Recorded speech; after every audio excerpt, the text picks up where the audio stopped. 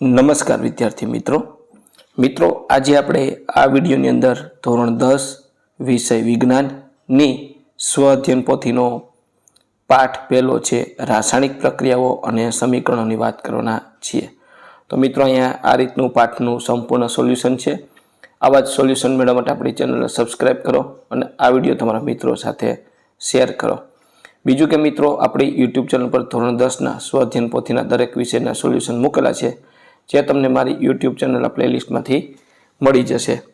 તો મિત્રો શરૂ કરીએ ધોરણ 10 વિષય વિજ્ઞાનની સ્વ અધ્યયન પોથીનો પાઠ પહેલો। તો અહીંયા ચાલો યાદ કરીએ લખ્યું છે બરાબર છે, સંજ્ઞાઓ આપી છે, પછી સંયોજકતાનું નામ અને સંજ્ઞાઓ આપી છે, રાસાયણિક સૂત્ર, ત્યાર પછી દળ સંચયનો નિયમ।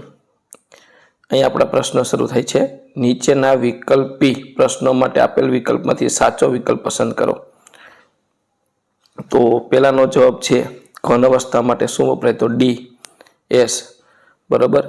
પછી બીજું છે તાપમાને પ્રક્રિયા નિપજની સ્થિતિને ટૂંકા અક્ષરોમાં સાચી રીતે દર્શાવવાનું, તો એનો જવાબ આવશે સી।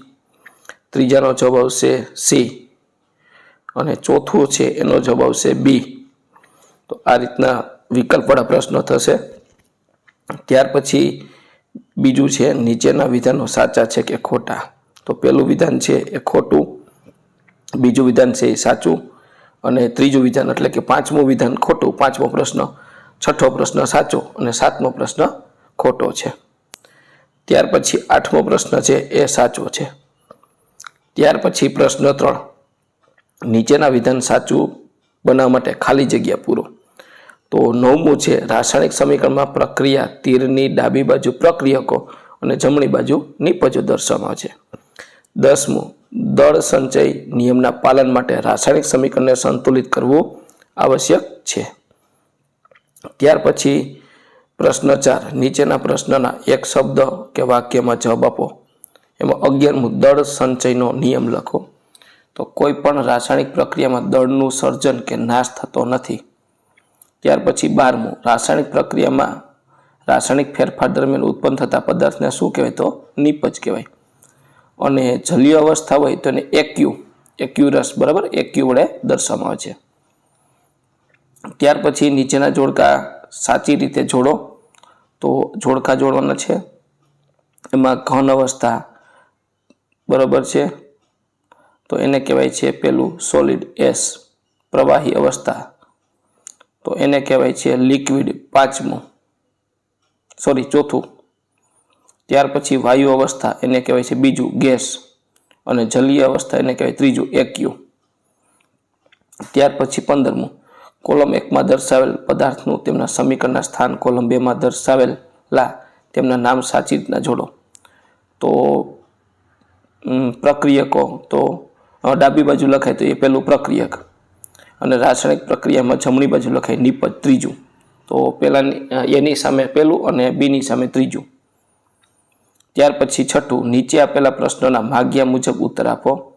16મું પ્રક્રિયા પૂર્ણ કરો અને સમીકરણ લખો। મેગ્નેશિયમ પટ્ટીને હવામાં સળગાવતા, તો મેગ્નેશિયમ પટ્ટીને હવામાં સળગાવતા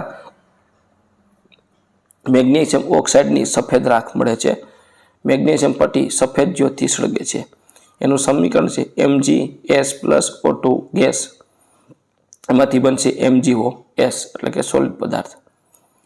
ત્યાર પછી 17મું નીચેની પરિસ્થિતિઓમાં ફેરફારને અંતે શું જોવા મળે છે, તો લેડ નાઇટ્રેટ અને પોટેશિયમ આયોડાઇડના દ્રાવણને મિશ્ર કરતા PbNO3 + 2KiAQ બરાબર, એમાંથી PbI2 + 2KNO3 લેડ આયોડાઇડના પીળા અવશેષ અને પોટેશિયમ નાઇટ્રેટ મળે છે।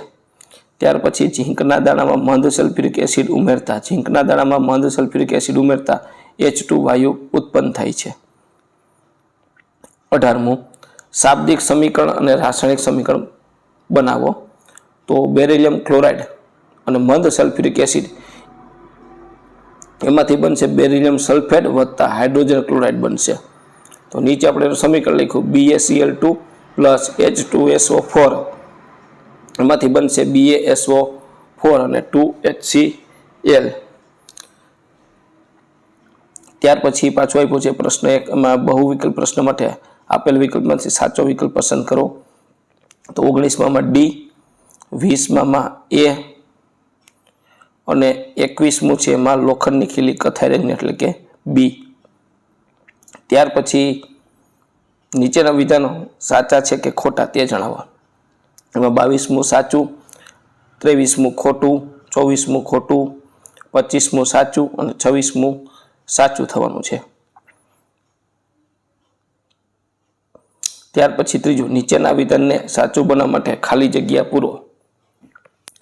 તો અહીંયા પૂછે 27મું ઉષ્મા ક્ષેપક પ્રક્રિયા. બરાબર, વનસ્પતિ દ્રવ્યનું વિઘટન થઈને ખાતર બનવું એ ઉષ્મા ક્ષેપક પ્રક્રિયા છે.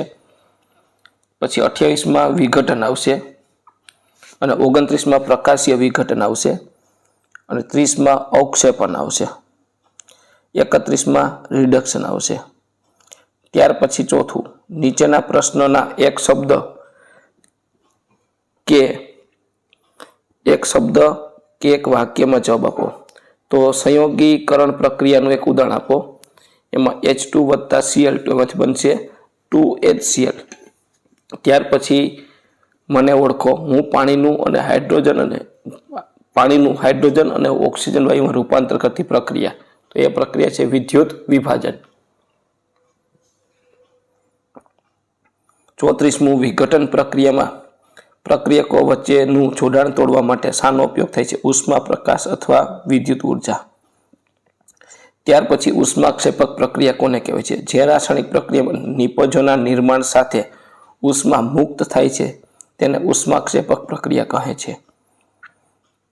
ત્યાર પછી જોડકા જોડવાના છે.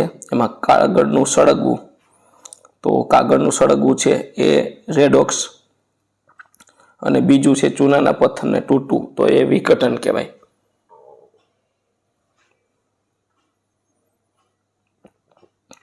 ત્યાર પછી ઓક્સિજનને ઉમેરવું, તો એને કહેવાય છે બીજું ઓક્સિડેશન, અને ઓક્સિજન દૂર કરવો તેને કહેવાય છે રિડક્શન, એટલે પેલું. ત્યાર પછી નીચેના પ્રશ્નના માગ્યા મુજબ ઉત્તર લખો. એમાં 38મું, એક બીકરમાં કડી ચૂનો લઈ તેમાં ધીરે ધીરે પાણી ઉમેરતા તાપમાનમાં શું ફેરફાર જોવા મળે છે? આ પ્રક્રિયાનું નામ જણાવો. તો તાપમાનમાં વધારો થાય છે, આ પ્રક્રિયાને સંયોગીકરણ પ્રક્રિયા કહેવાય. અને CaO વત્તા H2O એમાંથી બનશે CaOH ટ્વાઇસ અને ઉષ્મા. ત્યાર પછી 39મું, એક કસનળીમાં લીલા રંગના ફેરસ સલ્ફેટના સ્ફટિક લઈ બર્નર પર ગરમ કરતા શું ફેરફાર જોવા મળે છે? પ્રક્રિયાનું નામ જણાવો. ફેરસ સલ્ફેટ લીલા રંગ ગુમાવી દેશે અને સફેદ રંગના નિર્જળ ફેરસ સલ્ફેટમાં રૂપાંતર થશે. આ પ્રક્રિયાને વિઘટન પ્રક્રિયા કહેવાય છે. 2FeSO4 એમાંથી વિઘટન થાય Fe2O3 વત્તા SO2 અને વત્તા SO3 બને છે. ત્યાર પછી 40મું, તો અહીંયા Fe પ્લસ CuSO4 એમાંથી રાસાયણિક પ્રક્રિયા એટલે શું બને? તો કે X ને Y નામ આપ્યા છે. તો X એટલે આયર્નનો સલ્ફેટ FeSO4 અને Y એટલે કોપર Cu બનશે. પછી આ પ્રક્રિયાનો પ્રકાર, તો આ પ્રક્રિયા છે એ વિસ્થાપન પ્રક્રિયા છે. ત્યાર પછી 41મું આપ્યું છે, તો એનો જવાબ આપણે અહીંયા લખ્યો છે આ મુજબ. અહીં મળતી નિપજો X અને Y ના નામ જણાવો. તો X બરાબર AgCl સિલ્વર ક્લોરાઇડ અને Y બરાબર NaNO3 સોડિયમ નાઇટ્રેટ NaNO3. શું આ સમીકરણ સમતોલિત છે? જો ના તો સમતોલિત કરો, તો હા. ત્યાર પછી 7મું છે, નીચે આપેલા પ્રશ્નના માગ્યા મુજબ ઉત્તર લખો. આમાં ઓક્સિડેશન પામતા પદાર્થ તો C અને રિડક્શન પામતો પદાર્થ તો ZnO. ત્યાર પછી ઓક્સિડેશન પામતો પદાર્થ HCl અને રિડક્શન પામતા પદાર્થ MnO2. પછી ઉપર આપેલ બંને સમીકરણ સંતુલિત છે? ના, પ્રથમ સંતુલિત છે, બીજું સંતુલિત નથી. તો એને સંતુલિત કરીને લખવાનું છે MnO2 વત્તા 4HCl એમાંથી બનશે MnCl2 plus 2H2O plus Cl2. ત્યાર પછી નીચેના બહુ વિકલ્પી પ્રશ્નો માટે આપેલ વિકલ્પમાંથી સાચો વિકલ્પ પસંદ કરો. એમાં 43મું નીચેનામાંથી કયું ક્ષારણ નથી? બરાબર, તો એમાં સોના પર કાળા રંગનું સ્તર જામવું.